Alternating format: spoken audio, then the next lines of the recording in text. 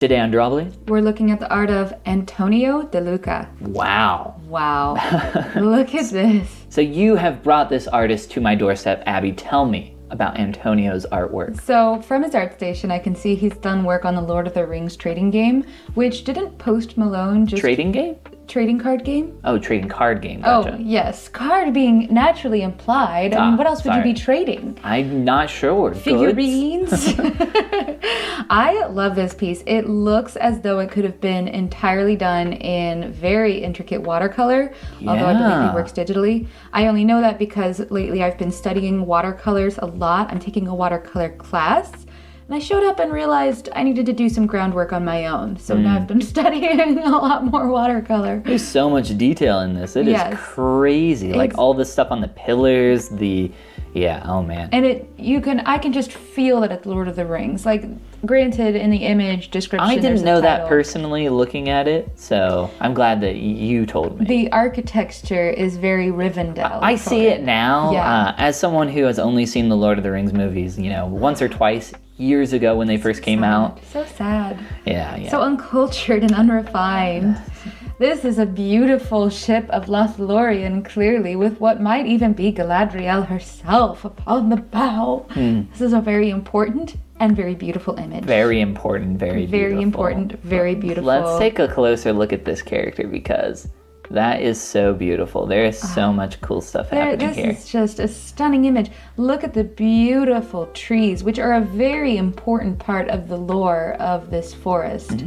The trees themselves. And I just love the texture and volume he's put into the base of the root systems here. Yeah, and very then cool. Look at this delicate ship. Like, look, I just love that. You can see the texture that their brush has with their brush strokes. The thing I wanted to point out very quickly looking at the character before you so rudely looked at the trees, is the fabric feels so insanely real. This very subtle striated texture on it is so good. Like, that feels amazing, like very realistic. Yeah, just absolutely stunning, gorgeous work. While feeling painterly all at the same time. This is so cool. So this is an owl bear. Yes, obviously not from the world of Lord of the Rings. Except it also has additional owl mouths on its chest. I don't think that's normal of an owl bear, also having 4 eyes. It's a cursed owl bear. It is infected or something's happening Yeah, there's here. something really scary here. I did keep this one. I don't normally do a lot with the scary artists at all, but this one it's just really good. So Yeah, I love this big warrior with his cool horned helmet and shield. And then maybe these are the supports in the back, healing, enchanting. Yeah, casting this light. It looks like they've surprised the creature and cast all this light at it. Yeah. And it was expecting to be able to attack in the dark, and now it's the light. This is so cool. Yes. Wow.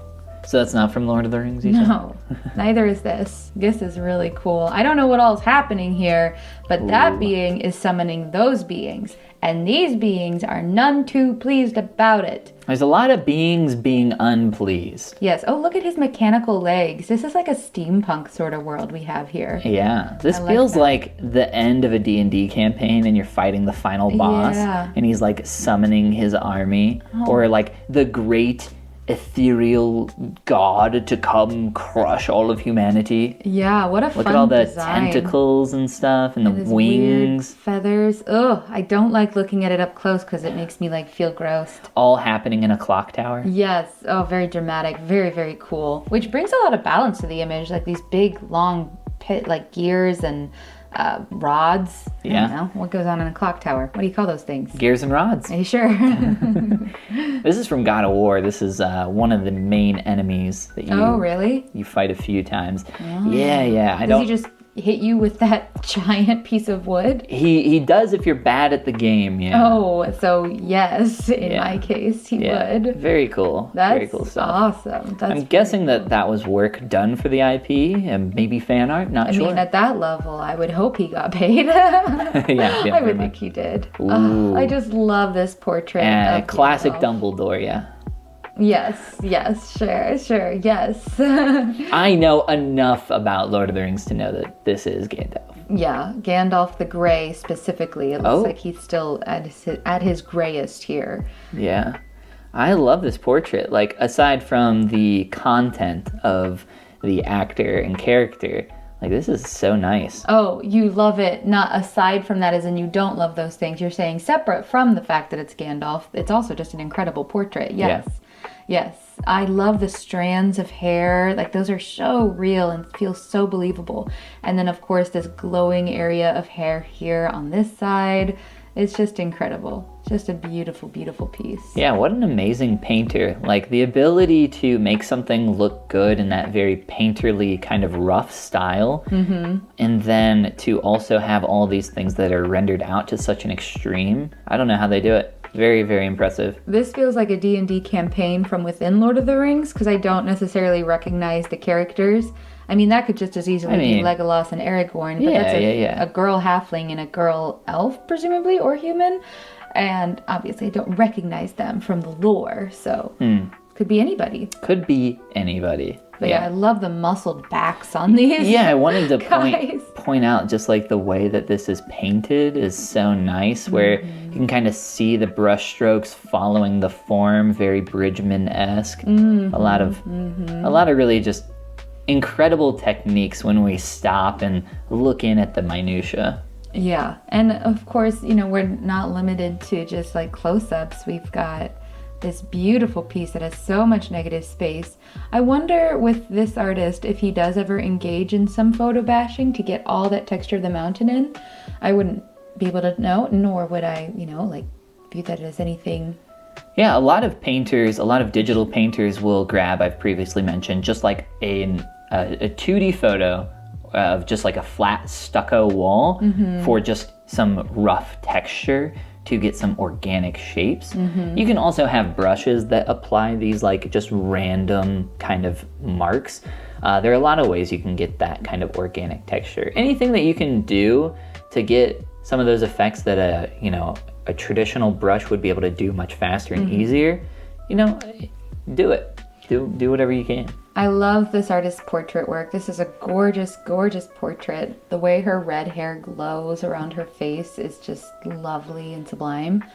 And that's what interests me about this artist too, is like they're not just they're not limited to one thing. Clearly they've got a handle on people. Wow. I knew you'd like this because you like to paint knights. Yeah, I think I've seen this person on Pinterest, and I think I know the reference that they use. Oh, really? Wow, yeah. That's awesome. I feel like this is kind of their maybe preferred style instead of the more rendered out stuff that we've seen that they do for their professional work. At least for their personal work, it seems like they tend to go for this more painterly. It feels very very painterly, like seeing these individual brush strokes in this face. I mean, for all we know, this could be a photo of some like traditional media. This looks like traditional to me when you zoom in and I see some of these marks, but that could also be some of the techniques that they're using digitally. Unless we check, it's hard to know. Yeah, these are insanely cool. Yeah, I thought these were very, very cool. This like splash of this saturated purple is amazing. I love that. I really like this image on the right here. Yeah. The fact that this being is blue makes me imagine like he's Kronos for some reason, the god of time. He's not the Ice King, sorry. Not That'd Simon cool. Petrikov, no. But these have so much interest and drama to them. One is like, it's almost like speak no evil, hear no evil, see no evil. But the most strange retelling of it that I've ever seen. You might be onto something. I think you're probably like right on the money, actually. Yeah, because we've got music, something auditory, but he's crying. Like, I don't know what's happening, but it's beautiful. These are insanely cool. Wow. This one was just super cool to me. Yeah. All these different hands and the smoky the face and the smoke. Faces and images. Like, what's happening here? How did you paint that smoke so beautifully? So cool. He's like holding and controlling. He's pulling the strings. He's some sort of ghostly mob boss that's definitely the one pulling the strings somewhere. Yeah, I just noticed those strings on a second look too. So another reason I'm glad we slow down and look at these pieces. Here we have a more wide, broad image. Again, it makes me think very much of Redwall, Brian Jock's work. Yeah, let's start far away and take a look. So we have this bear priest, or maybe just large, like, rat-like character priest. Yeah, we have a lot happening. A dog, a pig knight, a wolves as these, like, guards. Some stoats. A pit bull. Yeah, these are the goat. Yeah, the stoat. And then close up, we have some kind of trade happening. Yeah. Where this cat is like, hey, what's going on over there? I'm about to draw my sword and go either take this book or, you know, something else is happening there. I just thought this looks like it could be like the jacket for a book that you fold out and like it's the whole book and the back of the book. Yeah, that is super cool. I thought this image was really cool because it's not done in a lot of colors, but there's so much happening. I mean, it looks like it could be a movie poster from the 90s. It does look like an 80s movie poster vibe. I love this kind of scary priestess emerging from his shoulder area, and then his like noble look. Yeah, definitely old movie poster feel. Like not the gladiator, but the legionnaire or something like that. For sure. I thought this was just a very like cool portrait, very inspiring, like very rough and quick feeling. There's almost like a tentacle sort of motif here, which makes me think it must be a portrait of Lovecraft. I've decided that. That's my own headcanon. Yeah, it might be. I'm not sure, but you might be onto something with that texture. Yeah, this is very cool. Like the silhouette and shape of this guy's face and ear. I love a long face. That's just it's not uncanny, but it's like pushing that direction. Yeah, and there's something just so delightful to look at that and see something pushed. I thought this portrait was just beautiful. Just, it's very well rendered, very lovely to look at. I had to include this.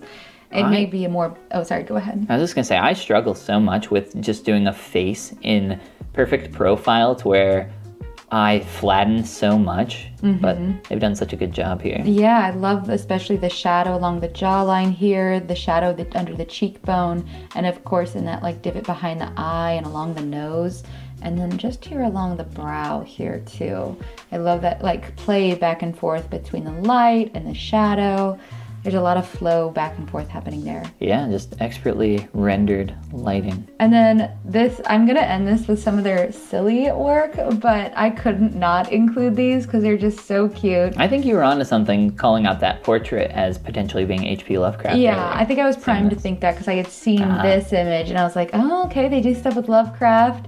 Falling in Lovecraft. So funny. Yeah. So this is like so crazy to see them do this style after everything that we've looked at, to see that they're just like, yeah, of course I can do these like very nice cartoony characters.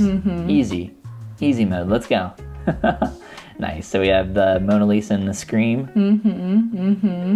Just interacting in whatever way this is. This feels like a Harry Potter world, you know, where the paintings are alive. Yeah. That would be terrifying for certain artworks. It would be. Like Saturn eating his son. Could you imagine like a Harry Potter world where that painting's alive? Yeah, we don't need that. We don't need that. These are so goofy. And then My Little Napoleone. This is what we're going to end on today because I love so much about it. The cutie mark on this pony is the mark of the Illuminati. Of course, yeah. And Napoleon is pointing to a UFO. Yeah. But it's based on a very classical portrait of Napoleon. Yeah. And his little candy cane there and too. His tiny feet. His tiny little feet. And I don't know Napoleon was not actually short in real life. I know, he wasn't. It was like a lie spread. Propaganda. It was very much propaganda. Who knows? We could have all been speaking French today. And if you would like to be speaking French today, click that subscribe button down below. And this is the part where we say Goomba.